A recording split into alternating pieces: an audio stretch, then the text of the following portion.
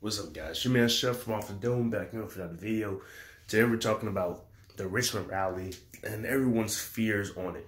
Now, I made some videos in the past about gun control, and although I'm for certain things, Virginia's kind of taking it a little too far. And a lot of people are scared about Charlottesville coming to Richmond. I first of all think that I don't think it's really going to happen. One, because he issued a firearms ban on the Capitol for Monday. But I do think there might be some type of government plan. As one of the representatives out of Charlottesville said, Amanda, I forgot her last name, but there's a possibility there might be a government plan to let some stuff pop off so they could prove themselves right and pass the bill. This won't be the first time the government lets something happen so they could pass some type of bill or start some type of war. Let's not be naive here. So if something popped off tomorrow, Monday, Martin Luther King Day, which is ironic that all this happened on MLK Day.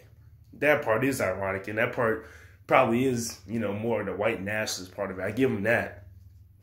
But then again, they were doing stuff for Robert E. Lee Day on Friday. Lee Jackson Day on Friday, so maybe it's not a coincidence totally. They were doing it for, they're Confederate generals and soldiers. So, all this correlates with one another.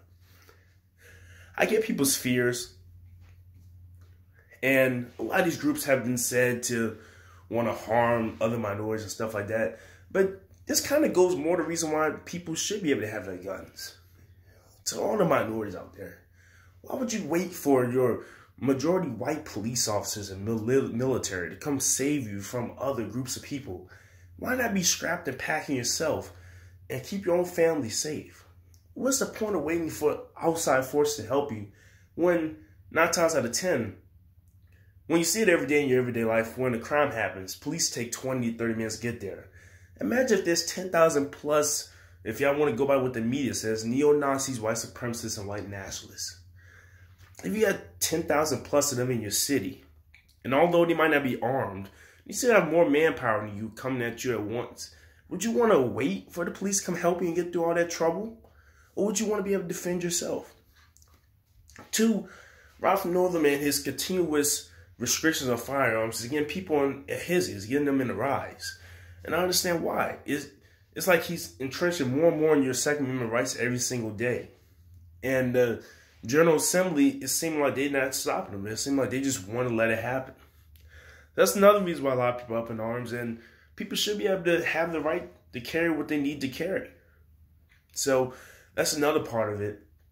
And last but not least, the whole white supremacist thing that Ralph Northam is doing, and he's trying to be the one to warn you. Don't you find it ironic that the Attorney General and the Governor of Virginia was caught wearing blackface in the 80s? And that they never stepped down from office, and now they're trying to project and say what other people are going to do, when really, we don't know if they're still secret white supremacists themselves, if we want to go that far. Because remember, he wore blackface. If you wear blackface, I'm pretty sure. Now, if you're trying to do all the fun and do the hee-hee-ha-ha, we don't know if you were trying to go full-blown and wear the KK hood and mask too. So we don't know where you stand. So for you to call out other people for what you think they are and project what they are, we still don't know what you are. So that's another thing to think about when you talk about Monday. You have a lying governor who wants gun restrictions. You have different groups involved in there that majority of them, I think they want Second Amendment rights. And there are going to be some bad apples in the bunch, which is why I understand why they're banning guns and all weapons and firearms from the Capitol. They should. A protest shouldn't be violent. They should be there just to, if they scream racial stuff, let them scream racial stuff. At least they don't have the gun. But let them scream and protest. That's what the First Amendment's about. And for all those people complaining that they should have their guns, you're radical. You're nonsensical. Because this was a Black Panthers group or some other group coming up there with guns, you wouldn't want them with guns. So let's not be two-faced. If one's right for one, let it be right for all. So I agree they should be able to protest tomorrow, but they shouldn't have their firearms in the Capitol by the governor's mansion or downtown. They should be able to have their time there and then be escorted out. That's how protests should be. And to all those minority groups, you could do protests too, right? You can have days like this where you go and stand for your right to be this and that. But you guys won't. You guys would rather wait for some other white people to stand up for you and give you your rights. And that's the problem we have today in America. Anyway, make sure you like, comment, and subscribe. Let me know what you think about this. Do you think that the Richmond Rally will turn dangerous? I think if it does, it'll be some type of government plant or something like that. Or do you think that it'll be peaceful? I don't think it'll be peaceful, like squeaky clean. But I think for the most part, there'll be no casualties or anything like Charlottesville. We'll see what happens tomorrow. Hopefully everything goes good. I'm your man, Chef from Off the Dome. Peace out.